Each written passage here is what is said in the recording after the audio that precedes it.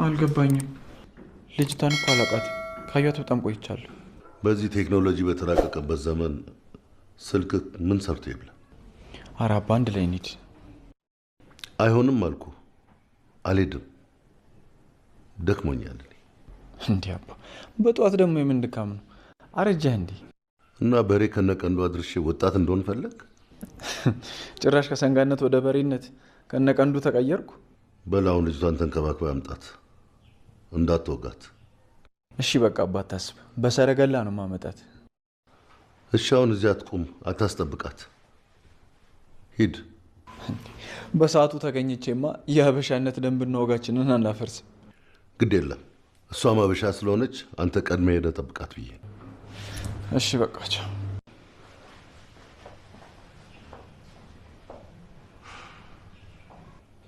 እንዳየሃት አይን ውስጥ እንደምትገባ እርግጠኛ ነኝ። ጽናት ጽናት! አቤት ጋሼ። ሁሉ ነገር ዝግጁ ነው? አዎ ዝግጁ ነው። ምንም የጎደለ ነገር የለም? ምንም ያነሰ ነገር የለም። ሁሉም ተዘጋጅቷል። አዎ በቃ ሊያመጣት ሄዶ ነው። ብቻውን ነው እንደሄደው? አይ ጽናት፣ መቼም በማርሽ ባንድ አሳጅብ ያለከው አንቺም እንደሱ ጓግተሽ ነው? በጣም እንጂ። አንቺን ሳይሽ ቅን ልቦና እንዳለሽ ታስታውቂያለሽ። አይዞሽ፣ ጥሩ ባላምጥቼ ነው የምደርሽ። ኧረ እኔ አሁን ላይ ዝግጁ አይደለሁም ጋሼ። እንደው ከሄደ ሆኖ ነው እንጂ የሰማሁት ክብሮምን ቢሆን ስላንቺ ደግ ነገር ሲያወራ ሰምቻለሁ። እኔና ክብሮም እንደዛ ያሰብነው ነገር አልነበረም። ኧረ በጭራሽ። ሁለታችሁም አቀራረባችሁ ጥሩ ነው ጋሼ። በቃ ቡና ምናምን ላቀራርብ። አይ አሴት ቡና አትጠጣም፣ አለርጂ አለባት። የቡና አለርጂ? አዎ፣ ሰው መቼም እንደ መልኩና እንደ ባህሪው ጸባዩ ይለያያል። ደግሞ ኪችኑን መስኮቱናም ከፋፍችው ይንፈስበት። እሺ።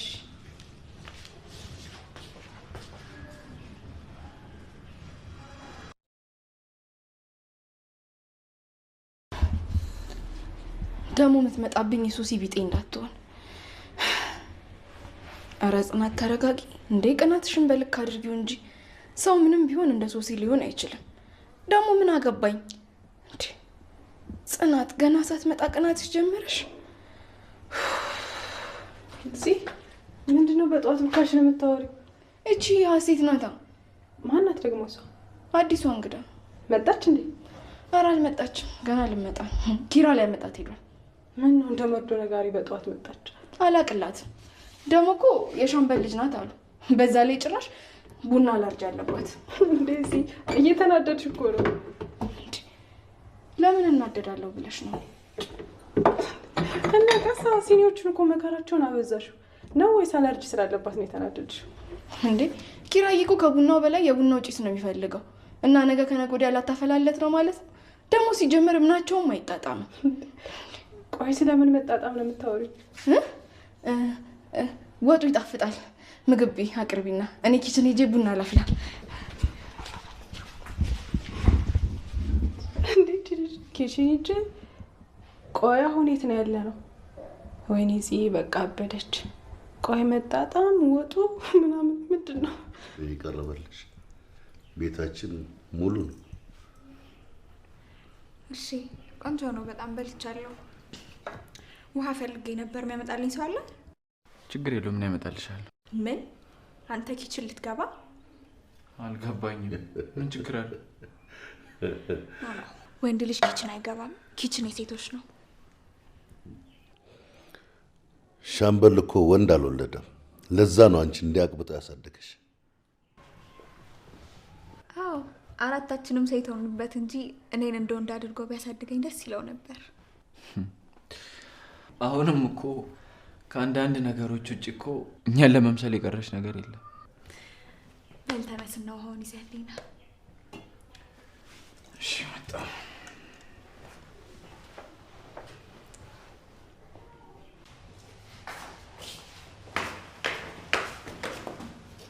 ምን ፈልገህ ነው? እንግዳ ውሃ ፈልጎ ነው። አዲስ እንግዳ መጣ እንዴ? ኧረ አልመጣም፣ ሀሴትን።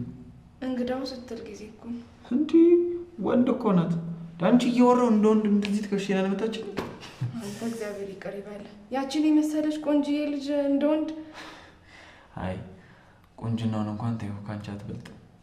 እሺ አንተው እኔ አመጣላታለሁ። እሺ እሱም እኮ እንደዛ ነው እየሆነ ያለው። ማለት እየጣረልሽ ነው በቃ እንዳትጎጂ ምናምን። በቃ ሁሉም ነገር አብቅቶለታል። የራሱን ህይወት እንዲጀምር ንገሩ። ምን እያልሽ እንደሆነ ግን ታውቁሻል። ደግሞ እጁን እኔ ላይ ሲያነሳ ሁሉም ነገር እንደሚያበቃለት ነግሬው ነበር። እሱ ግን አዲስ ሴሳ የሚያረጋውን አሳጣው። ይኸውልሽ መቼም በሐሴት ቀንተሽ እንዳይሆን።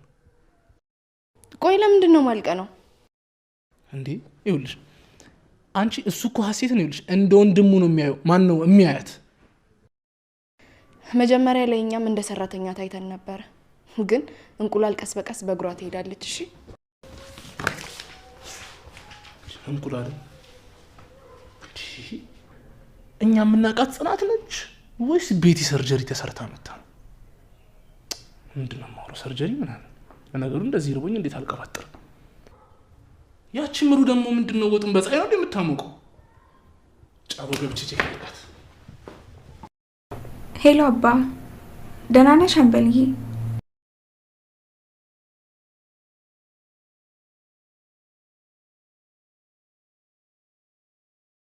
ጉዞ አሪፍ ነበር። በረሃውን በድል አቋርጠናል።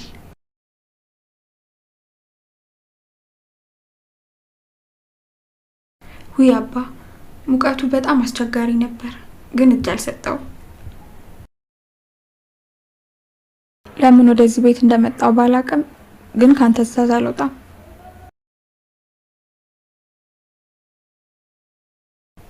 እኔ በጣም ደህና ነኝ።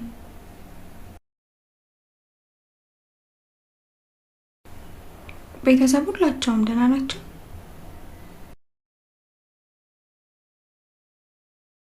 መጥቼ እስከማያቸው በጣም ነው ናፈቁኝ።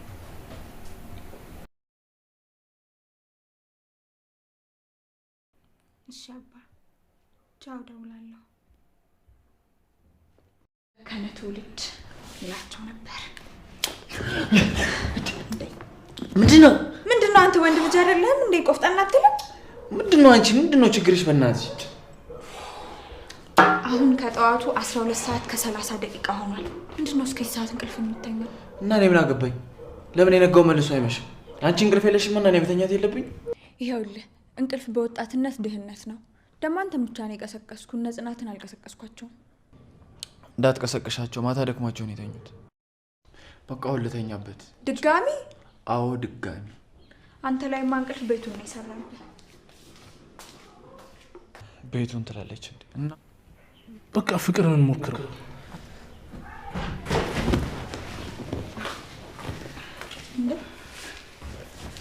ምን ሆናችሁ?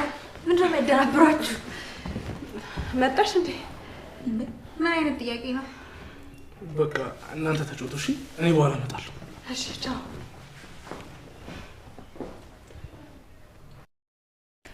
ይሄ ልጅ ግን የሆነ ምስኪን ነገር ነው አይደል? ናኦሚ ባልሆነ እንደዛ ነው አይደል? ሰው አዎ የዋ ነው።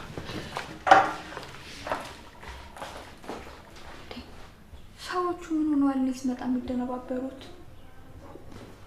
እዚህ ቤት ጤነኛ ሰው የለም መሰለኝ።